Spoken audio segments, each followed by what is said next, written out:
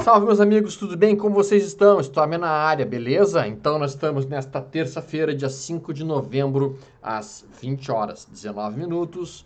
E hoje nós vamos, então, dar prosseguimento para o nosso, digamos assim, nossa série Como se tornar um trader profissional. A Carol está aqui do nosso lado. Carol, manda um abraço, pessoal. Oi, gente! Muito bem. Então, na verdade, essa série era para ser, o próximo episódio teria que ser no sábado. Mas a Carol estava muito ansiosa, porque ela está muito desesperada para aprender rapidamente, se tornar um trader profissional. Então ela praticamente me exigiu que fosse feito isso nesta terça-feira, quando ela fica então comigo.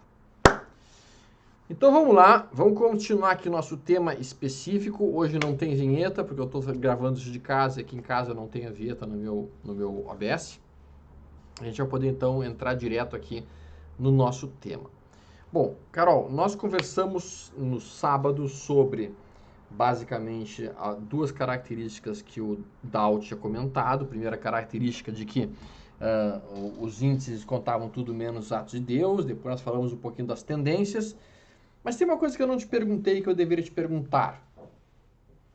Tu me disse que tu queria ser trader.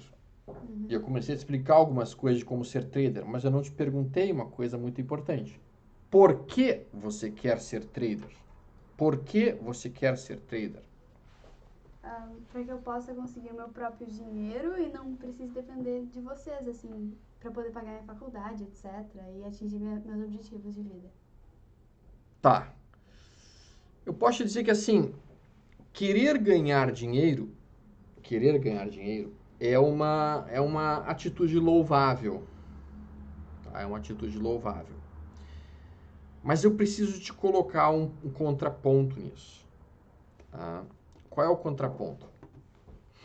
Quando nós queremos aprender uma profissão especificamente para ganhar dinheiro, nós podemos muitas vezes estar cometendo erros na execução dessa profissão. Vou te dar um exemplo. Digamos que você quisesse entrar em medicina e automaticamente você chegasse e me falasse assim, pai, eu quero ser cirurgião plástico. E você me dissesse assim, e eu te perguntasse, por que você quer ser cirurgião plástico? E você me respondesse, porque eu quero ganhar dinheiro, imediatamente eu, se fosse teu paciente, eu saia correndo pela porta o mais rápido possível, porque afinal de contas, um cirurgião plástico que tem como objetivo ganhar dinheiro, ele não é um bom cirurgião plástico, ele vai ser um açougueiro. Ele vai indicar cirurgias quando não são necessárias. Ele vai indicar procedimentos quando eles são desnecessários, porque o que ele quer de fato é o dinheiro. Na maior parte das profissões, isso é uma coisa que eu deixo para que tu assuma isso para a tua vida de uma maneira geral. Nós não devemos colocar o dinheiro como peça fundamental para a escolha daquilo que a gente quer ou não quer fazer. Se nós fizermos isso, muitas e muitas vezes nós vamos estar violando princípios básicos da execução do nosso método operacional ou mesmo da profissão que a gente está executando. Então, o bom cirurgião plástico ganha dinheiro não porque ele gosta de ganhar dinheiro, mas porque ele gosta de fazer o quê? Ele gosta de operar a paciente com perfeição. Ele gosta de indicar a cirurgia no momento certo. Ele gosta de resolver o problema da paciente colocando um mamilo na distância correta da fúrcula, outro mamilo na distância correta do umbigo, a distância dos dois mamilos perfeitamente colocados, a simetria na incisão horizontal, a simetria na incisão vertical. Ou seja, ele tem prazer no ato de operar com perfeição. Então, se você entrar no mercado querendo ganhar dinheiro, você não irá se preocupar com o ato correto de como operar de maneira correta o mercado. Porque muitas e muitas vezes você irá iniciar uma operação e o ato correto será estopar aquela operação. Muitas vezes com um prejuízo financeiro. Se você estiver focado em ganhar dinheiro, você não vai estopar a operação, porque você não quer perder dinheiro. Entendeu? Fala, você está pensando alguma coisa, tô vendo. É que se a pessoa tem como objetivo ganhar o dinheiro, ela deve respeitar o sistema operacional que ela está utilizando. Então ela tem que fazer do modo correto para conseguir ganhar o dinheiro. Ok, perfeito. Mas o foco não deve ser o dinheiro. O foco deve ser a execução perfeita do método. E agora tu chegou no ponto. O foco de um trader é executar o trade com perfeição. Executar o trade da maneira correta. E não especificamente se preocupar com quanto dinheiro estou ganhando ou quanto dinheiro estou deixando de ganhar nessa eventual operação. Se ele se preocupar com isso, ele não conseguirá ganhar dinheiro. Entendeu? E tem um aspecto muito importante que eu preciso discutir sobre essa questão psicológica de trading, tá? Muitas e muitas vezes, quando nós somos traders e traders profissionais, a atitude correta, a execução correta do método implica em perder dinheiro no curto prazo, acionando um stop muitas vezes, e para que você não saia do seu sistema operacional. Tá? Bom, dito isso e entendido isso, você estará operando nas próximas semanas com quanto dinheiro? Não sei. Quanto dinheiro você... Primeiro, qual é o prazo operacional que você gostaria de trabalhar? Day trade, swing trade ou position? Position. Por que position? Porque, primeiro, que eu não tenho tempo de ficar no mercado o tempo todo, checando diariamente. Tá. E segundo, que porque precisa de menos dinheiro para operar position. Então... Ok, isso foi um fato que eu te disse recentemente, que realmente para operar swing trade há uma necessidade de se trabalhar pelo menos com algo em torno de 10 mil reais ou 15 mil reais, já que os alvos de swing trade geralmente são 2 ou 3% de amplitude, e com menos dinheiro, 2 ou 3% não pagam especificamente os custos operacionais, então pouco poder prover algum tipo de rentabilidade para o trader. E day trader realmente iria requerer que você trabalhasse todo o tempo em cima do mercado, o que automaticamente me parece inviável, já que tem escola, basicamente falando, né? Então, sim, eu concordo contigo que para ti e para a maior parte das pessoas, o ideal seria trabalhar em um primeiro momento, não utilizando o gráfico diário, mas utilizando o gráfico semanal, com operações que vão ser... Cada barra, então, desenhada, ou cada candle desenhado, vai ser uma semana inteira de movimentação do mercado. A grande vantagem disso é que as barras elas têm amplitudes muito maiores.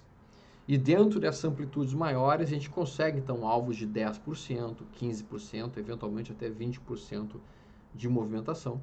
Logicamente que também existirá stops que serão um pouco mais caros. Tu sabe o que é o conceito de stop, sim ou não? Não. Tá. Então, o stop, tá? O stop ele é uma ferramenta que tem como objetivo cortar o prejuízo de uma operação que nós iniciamos. Então, digamos que nós tenhamos comprado a IRBR3 nessa ruptura que você está vendo aqui. Tá? Então, a gente comprou neste ponto. Certo? Compramos a 37,94. Ou 38. Se nós não usarmos stop e esse papel continuar caindo e começar a cair e cair até o fim infinito, qual seria a perda máxima que nós teríamos? 38. 38 reais. Perfeito. Bom, mas observa, existe um tipo de ordem no mercado chamada ordem stop. Seria basicamente uma ordem que a gente deixa na corretora, dizendo o seguinte: corretora, se este papel perder esta mínima que está aparecendo aqui, ou seja, perder R$37, eu quero que você envie uma ordem de venda e liquide a operação imediatamente, me tire deste trade, porque o papel não está mais indo para o lado que eu queria, o papel não está mais indo para a tendência de alta que eu esperava que acontecesse. Então eu quero sair do papel. E isso, então, se eu estou comprando a 38 com stop em 37, isso significa que o risco dessa operação ele é diminuído. Ele vai ser diminuído para quanto? Ele era R$38, ele passa a ser aproximadamente R$1 de risco para este trade. Então, o stop, basicamente, é uma ferramenta utilizada para, literalmente, diminuir o tamanho do risco das nossas operações.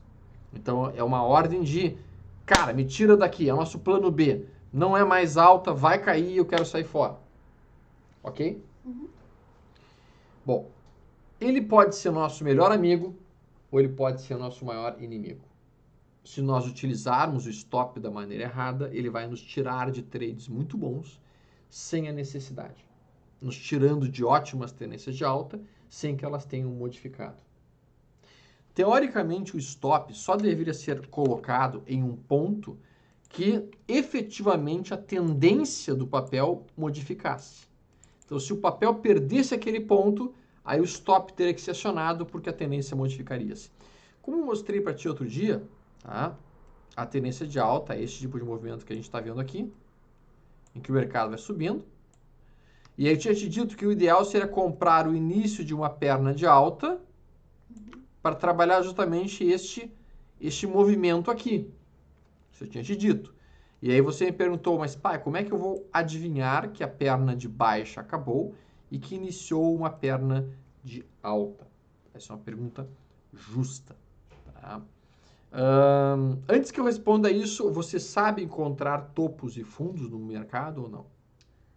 Eu tenho uma leve noção, mas eu acho melhor que a gente dê uma passada por isso também. Tá, então vamos rapidamente mencionar como é que se encontra um topo, tá?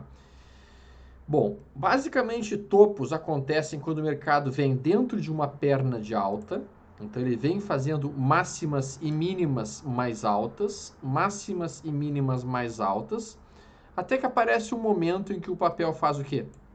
Ele faz uma máxima mais alta que a do candle anterior, e o candle seguinte faz uma máxima mais baixa que o candle anterior. E aí você pode dizer que aqui você tinha identificado um topo. E você ao mesmo tempo chama isso de movimento 1, movimento 2 e movimento 3. Ok? Então, isso aqui é a marcação de um topo de mercado. Então, olhando dessa forma, nós nunca mais teremos dúvida quando é um topo. Tá? Aqui é um topo. Aqui é um topo. Aqui é um topo. Porque todos esses candles têm máximas mais altas que a anterior e máximas mais altas que o seguinte. Ok? Certo. Muito bem. Então, a gente pode olhar aqui o gráfico final de RBR3 e nós podemos dizer que aqui é um topo. Sim. Certo? Perfeito? Bom, vamos lá. Dito isso, como é que a gente localiza fundos? Bom, fundos são localizados quando nós temos o papel fazendo a perna de baixo, ou seja, ele está produzindo este recuo, então ele está nessa fase de recuo, e essa fase de recuo, se a gente desenhá-la de uma maneira em candles, como é que ela seria construída? O mercado vem fazendo máximas e mínimas mais baixas, máximas e mínimas mais baixas, máximas e mínimas mais baixas, até que ele consegue fazer o quê? Até que ele consegue fazer uma... Aqui, então, tinha uma mínima nesse ponto. Aqui tinha uma outra mínima neste ponto. Vamos botar a mínima vindo mais para cá, assim, até essa região. E daí ele faz uma mínima, que é aqui.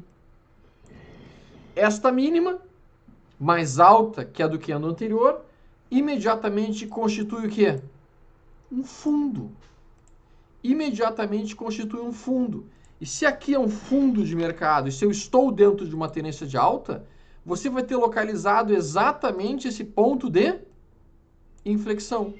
Então, isso aqui que você está vendo, que é isso mais isso, basicamente é justamente isso com isso.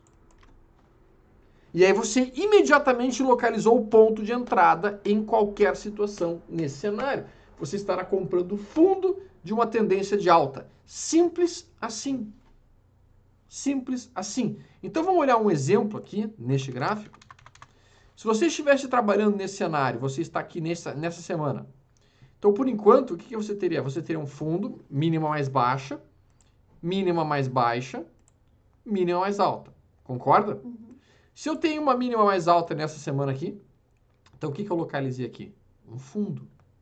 Muito bem. Então, onde é que vai ficar meu ponto de compra? Meu ponto de compra vai ficar exatamente 1 centavo acima dessa máxima.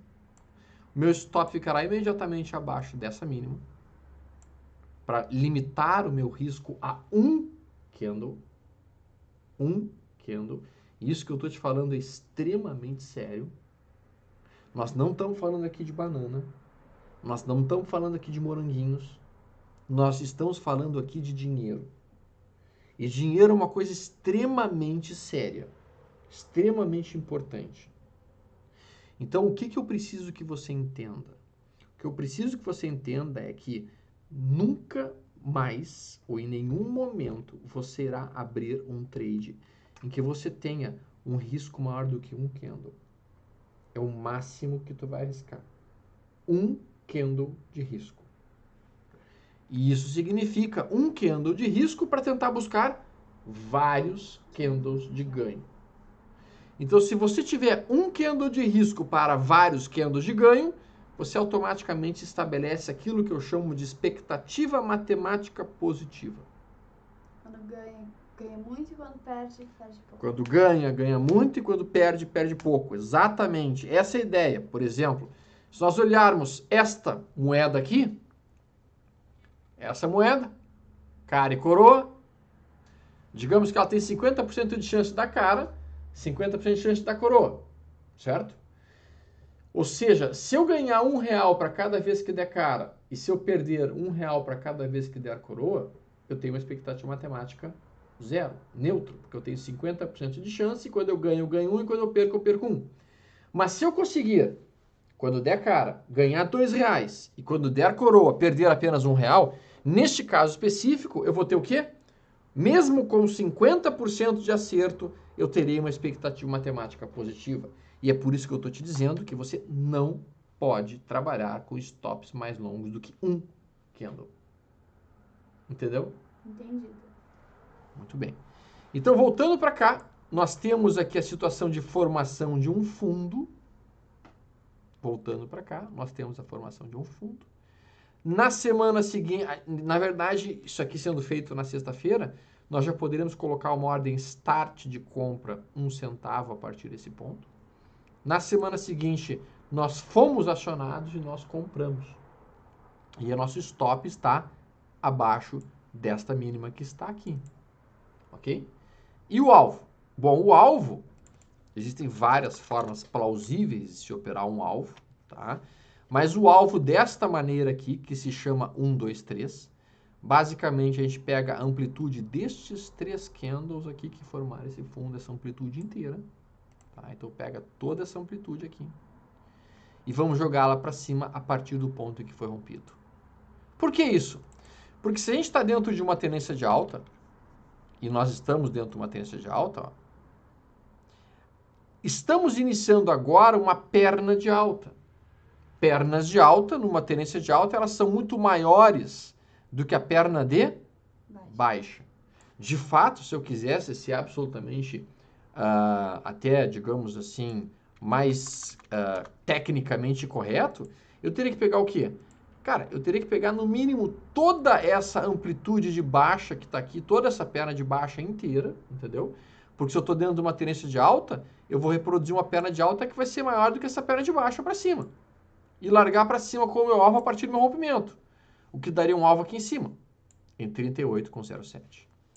Esse alvo, percentualmente falando, nós estamos falando de 18% de amplitude. Então, se você entrou com R$1.000, você vai buscar em torno de R$180 nessa operação. E o stop aqui, pai, não está um stop longo, porque o stop está aqui, ó, abaixo de 29. Esse stop tem uma amplitude de quanto? 8,5%.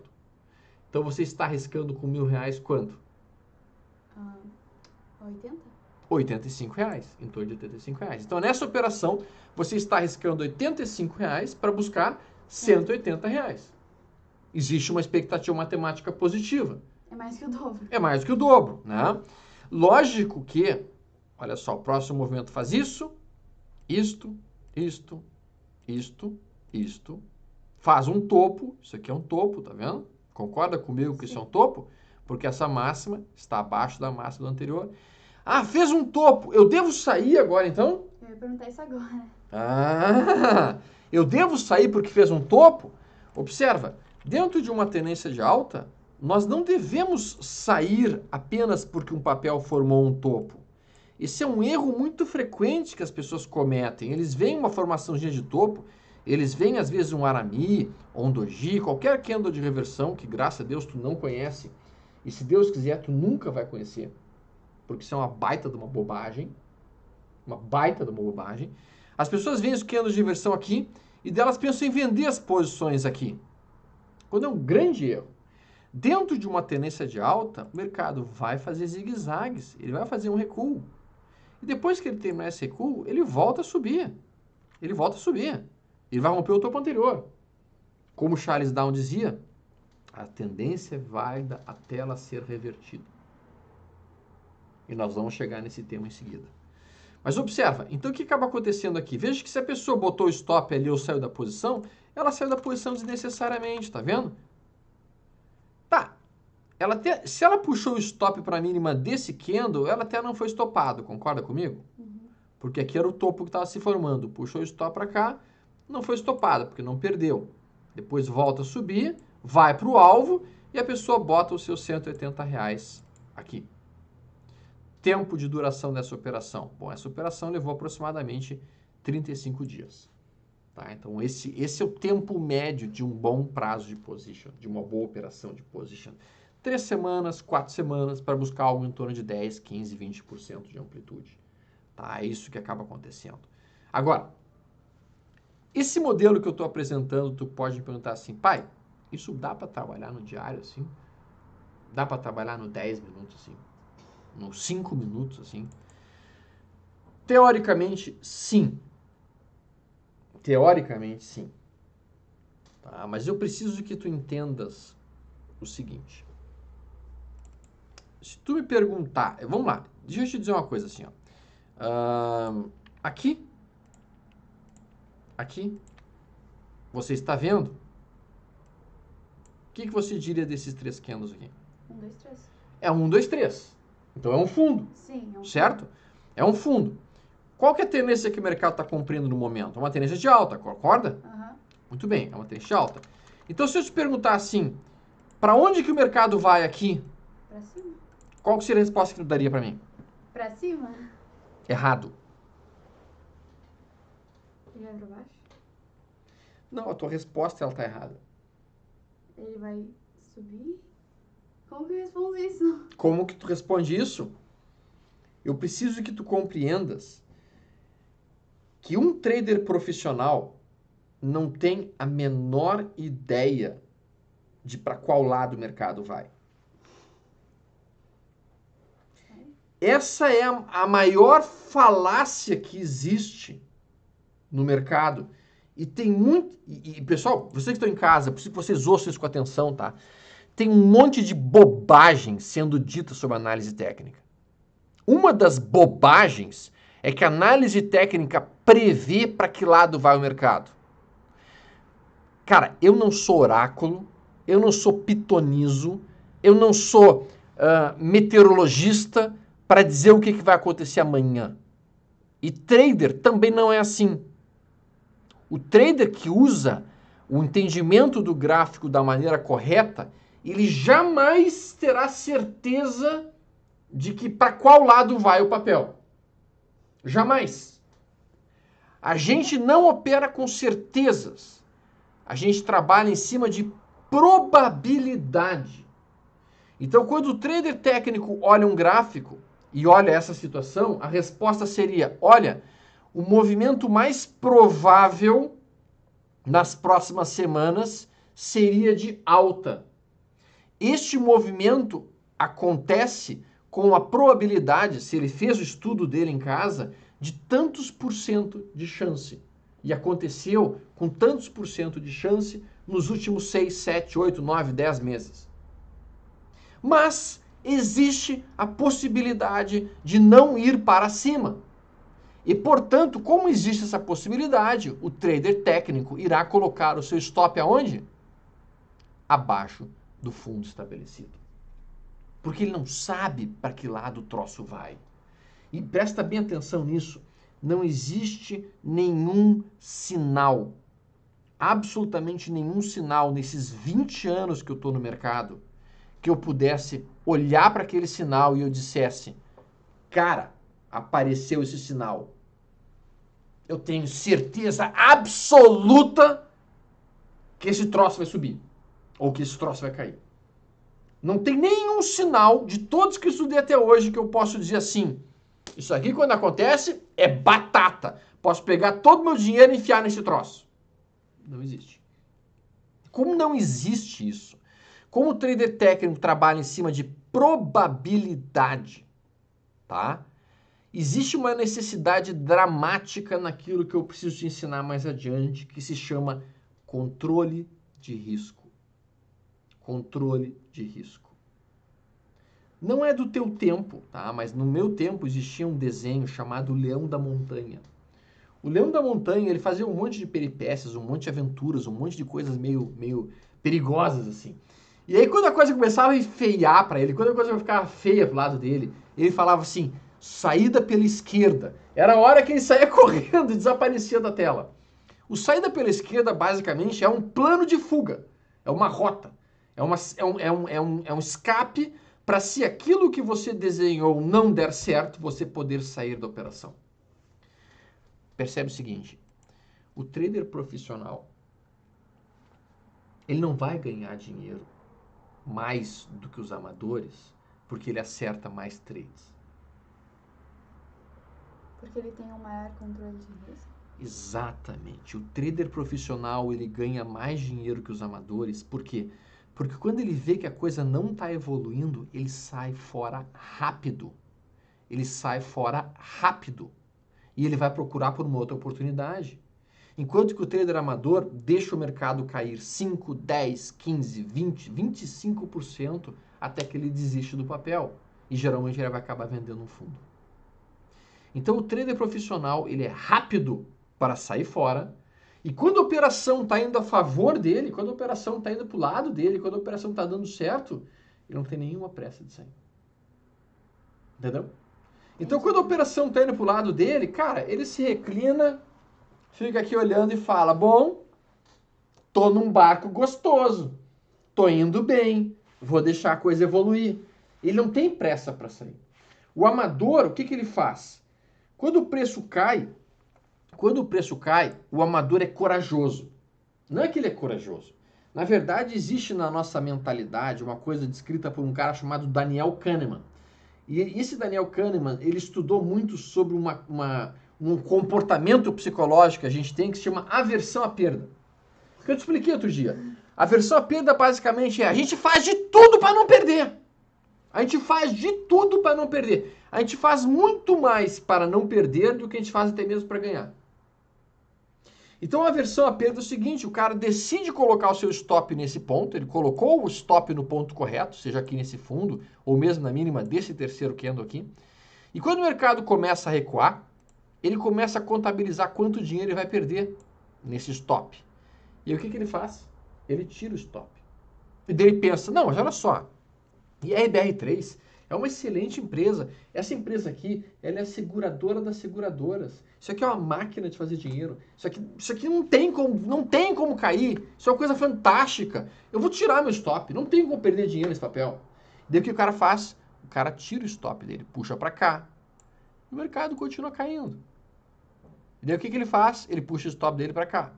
E o mercado continua caindo. E aí o que ele faz? Ele puxa o stop dele agora para cá. Daí o que o mercado faz? O mercado faz mais uma barra brutal. E daí ele não está entendendo por que o mercado está caindo.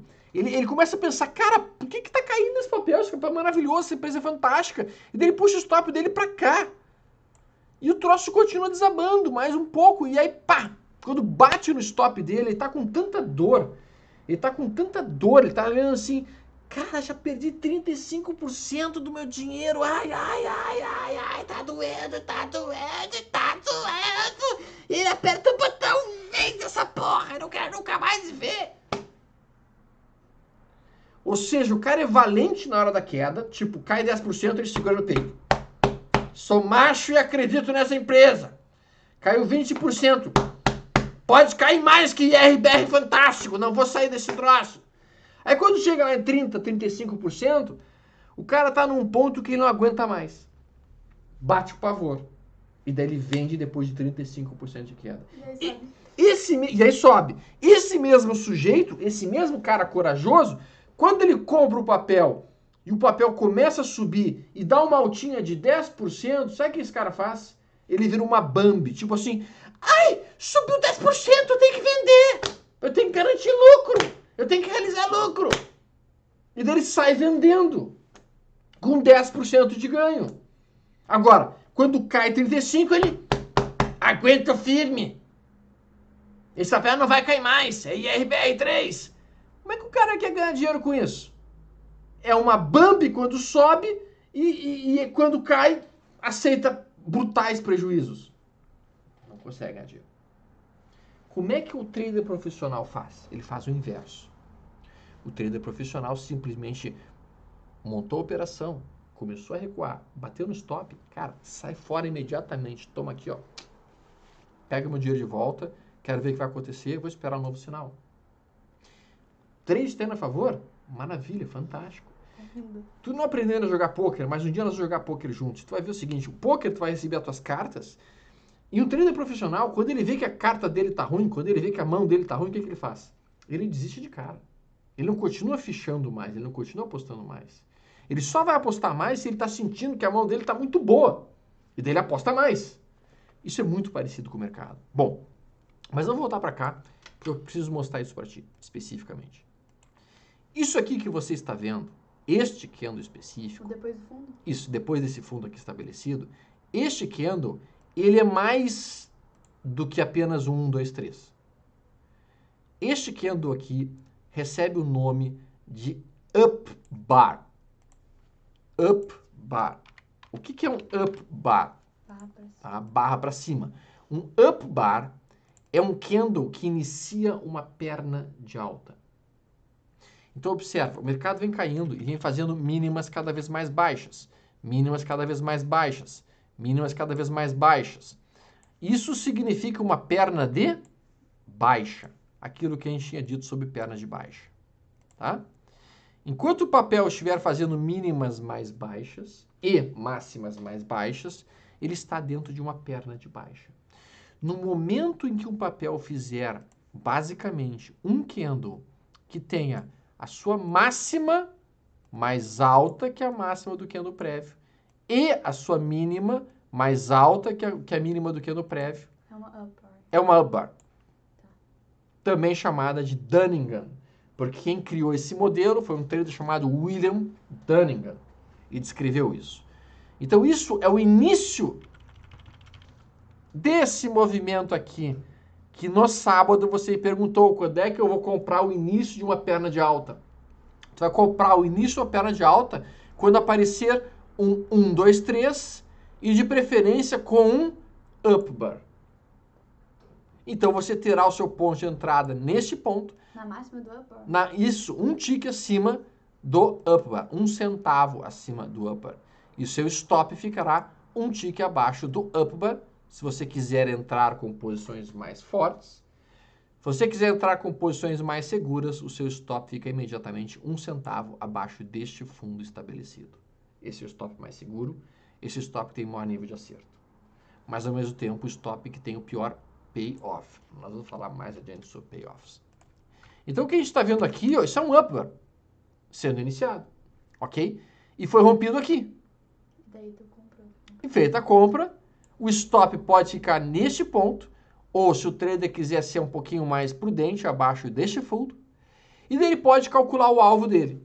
Como é que tu calcularia o alvo dessa operação? Já que eu já te ensinei como é que se calcula esse alvo. Eu pegaria aquele... Não, tu não pegaria nada. Tu vai fazer aqui. É que, como que eu clico no mouse? Aqui, ó. P. Tá, eu pegaria aqui.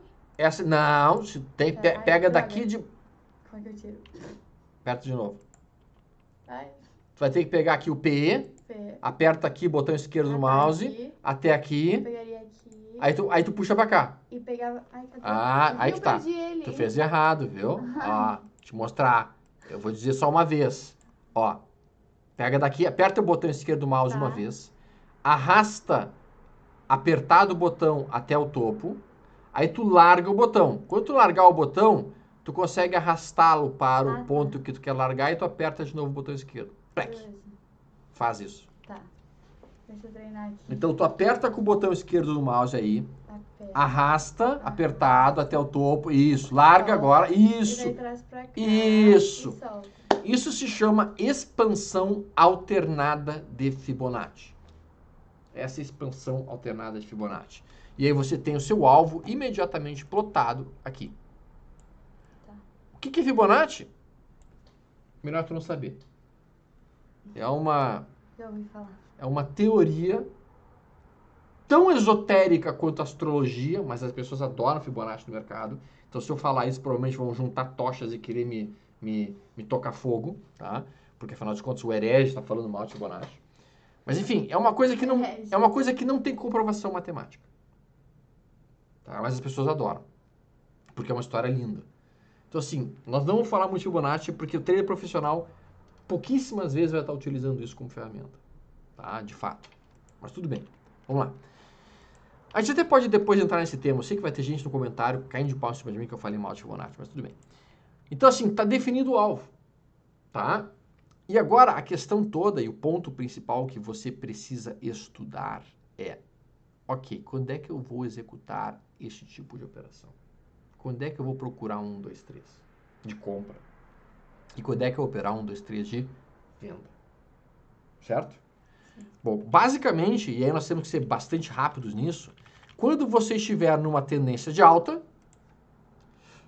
então, quando nós tivermos uma tendência de alta, nós vamos procurar por 1, 2, 3 de compras e upwards. Simples assim. Como que é o upbar de baixa? É um downbar? Isso aí, se chama downbar. Esse é o nome. É exatamente o nome. Vamos pegar aqui um papel que está numa tendência de baixa e daí tu vai ver rapidamente o que é um downbar. Perdão, Braskem 5. Ó, esse papel, Braskem, também alguns amigos chamam de Braskai, porque ela só cai, é uma Braskai, né? Então, como é que funciona um downbar, no caso? Observa, máximas e mínimas. Mínima e máxima mais alta que o prévio. Mínima e máxima mais alta que o prévio. Mínima e máxima mais alta que o prévio. Isso é uma perna de alta, perfeito, bem identificado. Então, isso é uma perna de alta. Até que aqui aparece uma máxima Que é menor que o anterior e uma mínima maior que o anterior. Isso recebe o nome de? Ai, esqueci a palavra.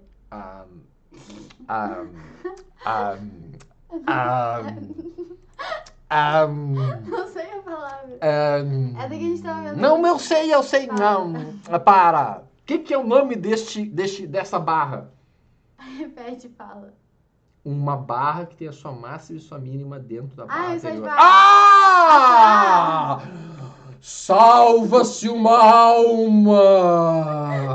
Salva-se uma alma! Essa definição aí. Exatamente! Isso aqui é um inside bar, ok? Bom, surge o inside bar. Esse inside bar não é um down bar. Não, sim. Agora, o candle seguinte é um down bar. Concorda comigo? Aham. Porque esse candle tem a sua máxima abaixo do prévio e a sua mínima abaixo do prévio. Então, este candle inicia o quê? Ele inicia uma perna de baixa, que está iniciando aqui. Veja que a perna de baixa vem caindo até que aparece esse outro inside bar. Depois continua a perna de baixa. E daí aparece este outro inside bar aqui, certo? E daí o que está aparecendo aqui? Como é que é o nome desse candle? É um upbar. É um upbar, exatamente. Então, isso é um Dunningham de alta, exatamente. Tá? Isso aqui estaria iniciando uma perna de alta.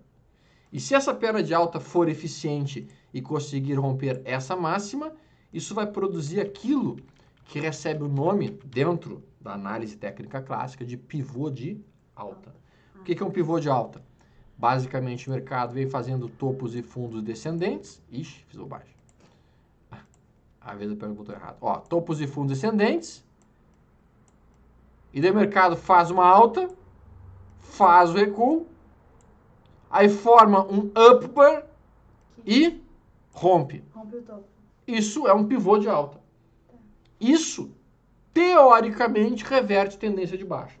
E é isso que o Charles Dow dizia. Uma tendência é válida até ela ser revertida. Somente após um pivô contrário à tendência, você pode dizer que aquela tendência terminou. O mesmo é válido para a tendência de alta? Tipo um pivô de baixa? O mesmo é válido para uma tendência de alta. Ou seja, se você está dentro de uma tendência de alta, em que você tem topos e fundos ascendentes, você só poderia ficar preocupado se o papel subisse, fizesse um topo abaixo do anterior e perdesse o fundo. Isso seria um pivô de baixa. Agora eu preciso que seja... Agora eu preciso,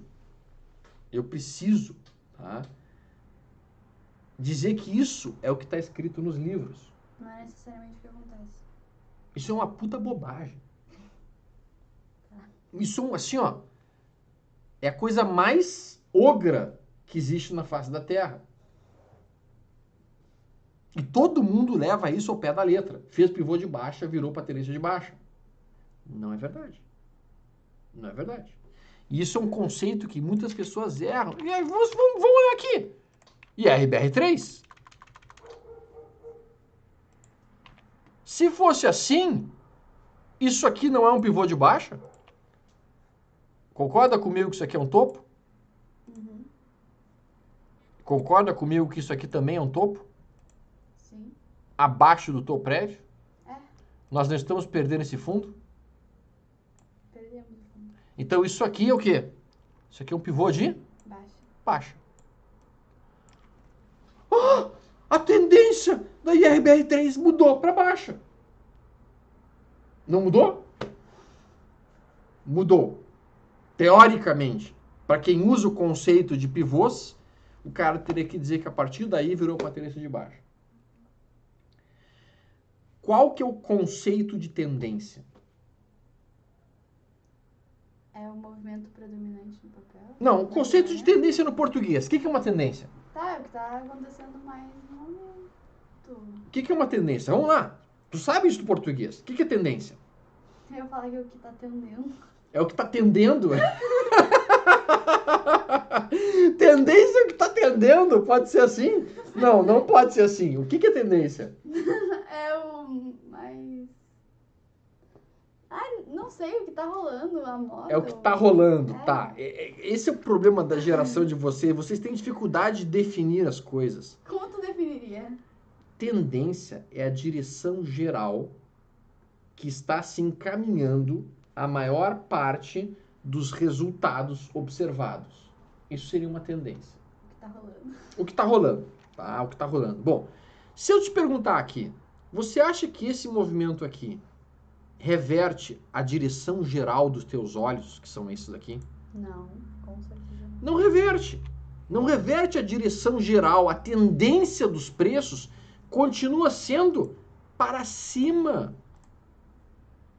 E aí as pessoas olham isso e acham que o mercado começa a cair. Não vai cair, vai continuar na tendência. Isso aqui é o que os eliotistas chamam de correção ABC. Eles chamam isso aqui de ABC. Tá? Não me pergunta o que é Elliott, porque isso é outra coisa da análise técnica, que é muito calcada em cima de crença e de acreditar ou não, e fé. E eu não opero em cima de fé, eu opero em cima de números. ABC, é isso que os eliotistas chamam. Erodistas? Eliotistas. Ah, tá. É, ondas de Elliott. Que é isso? Resumidamente falando, ondas de Elliott é um sujeito que foi para... Ele era engenheiro, ele foi fazer uma obra na América Central, aí ele pegou malária e dele teve febre. Ele percebeu que a febre dele acontecia o seguinte, ele tinha a febre começava bem de leve, então era uma febre bem fraquinha, aí depois a febre recuava. E daqui a pouco vinha febre, enlouquecida, depois recuava. E aí tinha um último pico de febre, e aí a febre arrefecia e acabava a febre. Tá. Ele viu isso e dele disse o seguinte, cara, É assim que tudo acontece na vida. São três movimentos de propulsão e 2 de retração. 3 de propulsão e 2 de retração. Então é onda 1, onda 2, onda 3, onda 4 e onda 5, que é o último movimento de alta. E ele disse que isso funcionava para tudo na vida. E ele escreveu um livro bem modesto. O nome do livro é Ondas de Elliott. As Leis do Universo. O cara foi modesto, né? O cara foi absurdamente modesto no livro que ele fez. As Leis do Universo. E aí você é obrigado a acreditar que o mercado e a vida se desloca em 5 movimentos. E aí tu pensa assim, mas pai, olha só, tu tem a infância, que é a onda 1, aí tu tem a adolescência, que é a zona complicada da nossa vida, que é a onda 2, que dá uma recuada, e aí tu tem a onda 3, que é o adulto jovem, que eu produzo, que eu ganho dinheiro, que eu faço um monte de coisa, e aí tu tem a idade do lobo, que o homem vai lá e faz um monte de bobagem, se separa, faz um monte de bobeada na vida, que é a onda 4, e aí vem a idade senil, que é a onda 5, e o cara morre. Não é que faz sentido? Para tudo tu vai ter exemplos, tá? Mas o fato é que esse negócio de Elliott, tá? É fé. Você tem que acreditar que as coisas se movimentam assim. Eu não opero dessa maneira, tá? Mas voltando aqui para o que a gente estava falando, tá? Então nem sempre um pivô vai reverter. Sabe por quê? Depende da posição do pivô. O que eu quero dizer com isso? Se eu tiver uma média móvel sustentando-se acima deste pivô, ou seja, se o pivô se formou acima da média móvel, o mais provável é que aquele recuo vá bater apenas na média móvel e já volta a subir. O problema acontece, vamos lá, se você está nessa situação, e aí você tem uma média móvel passando aqui, ó. E daí o pivô vai... E aí o preço consegue cortar a média móvel com violência. E aí quando acontece esse movimento de repique, a média móvel já começou inclusive a virar para baixo, ela já está começando a virar para baixo, e o preço bate na média móvel como resistência, e aí começa a afundar. E aí tu tem a real reversão da tendência. Então não é porque tu viste um pivô, vou vender, ou vou comprar. Não, não é assim. Tá? Tem que ver como é que estão as médias. As médias vão nos dar uma direção de tendência muito mais provável. E para isso, nós vamos colocar uma média móvel de 80 períodos, que é uma média móvel longa pra caramba. O que significam os períodos? O que significam os períodos? São 80 semanas. Então, quando a gente coloca uma média móvel de 80, são 80 semanas. E é por isso que ela só aparece a partir daqui. Porque a gente teve que buscar 80 semanas para poder começar a construí-la. Ok? Então essa é uma média móvel que representa um prazo muito longo de mercado. Depois a gente vai colocar uma outra média móvel, que vai ser uma média móvel de 34 semanas. Algumas pessoas usam a média móvel de 40, tá? Ao invés da média móvel de 34. A grande vantagem que eu vejo na média móvel de 40 é que 40 é um dos números mais citados na Bíblia. O que isso tem a ver com o mercado, pai? Bíblia tu acabou com mercado. de falar que não operava em fé. Exatamente. A Bíblia, tá? Nada mais é, e a gente precisa ter isso em mente. A Bíblia, ela é talvez a principal referência que nós temos na nossa vida para entender sobre comportamentos humanos. Nenhum número que está na Bíblia é, digamos assim, ao acaso. Todos os números que estão ali, todas as referências que estão ali, elas retratam a forma que o ser humano se comporta de uma maneira geral. O número 7 é o número mais citado da Bíblia. Depois do número 7, nós temos o número 40, por exemplo. Depois nós temos o número 12, dos 12 apóstolos. Esses são os principais números. São 12 meses no ano, são 12 signos, são 12 apóstolos. A gente multiplica 12 por 12, a gente tem uma média móvel de Fibonacci, número 144. O número 40 é extremamente potente dentro do mercado. O mercado produz ciclos que se repetem de 40 em 40 semanas, de 40 em 40 dias, de 40 em 40 gráficos de 60 minutos. Então isso vai ser um estudo mais avançado, que nós vamos chegar lá, que fala a respeito de ciclos de mercado. Tá? Mas ainda assim, eu trabalho muito com essa média móvel de 34 aqui. Tá? Além do número 34, além da média móvel de 34, eu costumo colocar no meu gráfico uma outra média, que é a média móvel de 17 períodos. Tá? Que é essa aqui, menorzinha, um pouquinho mais fina. Então eu coloco a média móvel de 80 como sendo uma média móvel de 5, espessura grossa, para indicar que isso aqui é o pai de todos. Depois aqui a de 34 eu coloco com uma espessura de 4, para indicar que essa é a mãe de todos. Depois eu coloco a 17 como sendo uma média móvel com uma aparência de 2, na verdade 3. Isso aqui eu sei que é o irmãozinho mais velho. E por último, eu coloco uma média móvel de 4 períodos. Pai, para que tu entupiu o gráfico de médias? Tem média para tudo que é lado, meu Deus do céu, mal consigo enxergar os preços.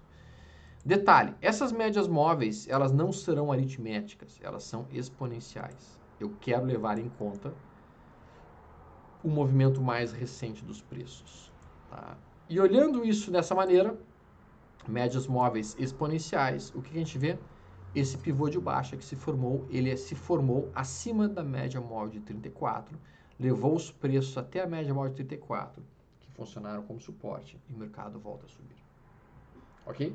Qual das médias a gente deve levar principalmente em consideração quando a gente está olhando esse movimento do pivô? A de 34? A de 34. Tá. Sim. Ou de 40 no caso? Ou de 40 no caso, né? Ou de 34 ou de 40, tá? Essas a que você tiver decidido operar na sua vida, tá? Bom, então aqui, terminando a nossa lição de casa de hoje, tá? O modelo que você tem como missão para localizar para mim é o seguinte: você vai procurar qual vai ser o seu ponto de entrada.